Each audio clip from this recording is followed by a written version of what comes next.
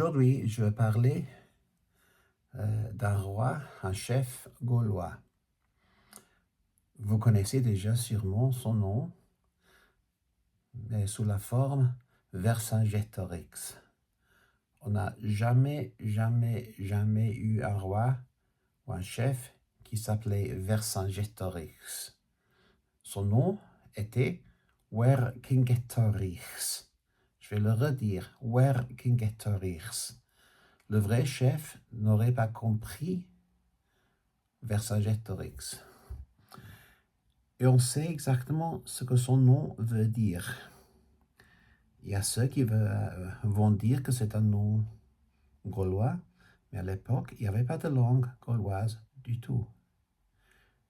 Il y avait des dialectes celtiques qui se parlaient en Grande-Bretagne, mais aussi en Gaule. Mais la Gaule, c'était aussi la Belgique, la Suisse.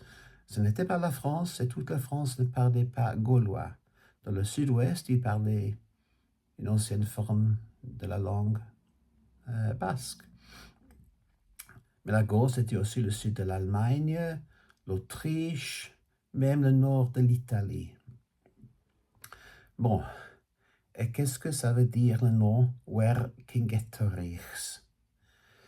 C'est pas difficile de savoir, parce qu'on a un autre chef qui s'appelait Cingetorix. Alors, on va commencer avec Wer. Qu'est-ce que Wer veut dire? Wer, ça veut dire super, excellent, plus. C'est un préfixe qu'on trouve dans toutes les langues celtiques et dans plusieurs noms de personnes et plusieurs noms de lieux aussi celtiques.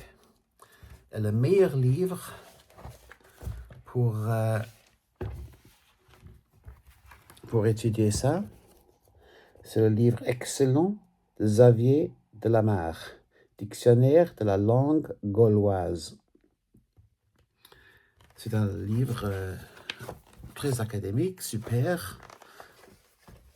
Une recherche, un travail énorme. Et lui,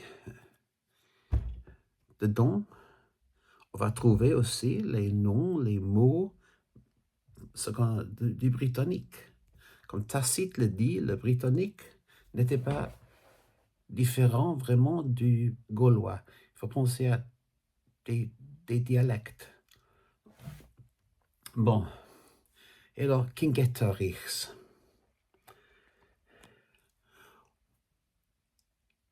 Le deuxième élément, c'est Riechs. Et ça veut dire roi. On trouve ça dans plusieurs noms gaulois comme Ambiorix. Et en fait, ça vient de la même racine que le mot français roi. Ça vient du latin rex. Rex en latin, riechs en gaulois. Et Cingetor. Comment est-ce qu'on va savoir ce que ça veut dire? Bon, encore une fois, Xavier de la Mare a une discussion aussi sur l'élément Cingetor. La racine, c'est king, et ça veut dire marcher, avancer. On trouve ça entre le même mot dans le vieil irlandais, kingid, qui veut dire avancer, marcher. Et on trouve ça en gallois, regunge, aussi pour, disons, marcher. Bon, Cingetor, alors, veut dire quelqu'un qui avance, quelqu'un qui marche. Et quand on parle d'un guerrier, Cingetor, ça veut dire quelqu'un qui marche, qui avance dans la guerre. Et alors, ce que Xavier de la Mare dit, que ça veut dire avanceur, héros, guerrier. Alors, Cingetorix, c'est le chef des guerriers. Vercingetorix, c'est le chef suprême des guerriers. Il y en a ceux qui se demandent, est-ce que c'était vraiment son nom ou est-ce que c'est un titre? il y a une vraie question là. Mais on trouve ça souvent que les chefs sont pas connus par leur vrai nom, souvent, mais par un titre. Par exemple, Il Duce, en italien, et Führer en allemand.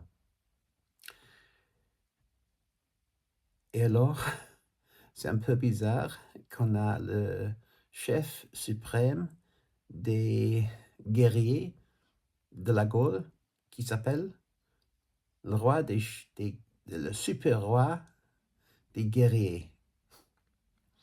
Et alors, il faut abandonner la prononciation Vercingétorix et il faut prononcer son vrai nom.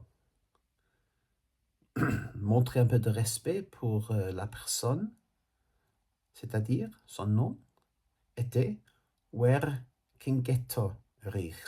Je vais le dire encore une fois, Vercingetorix.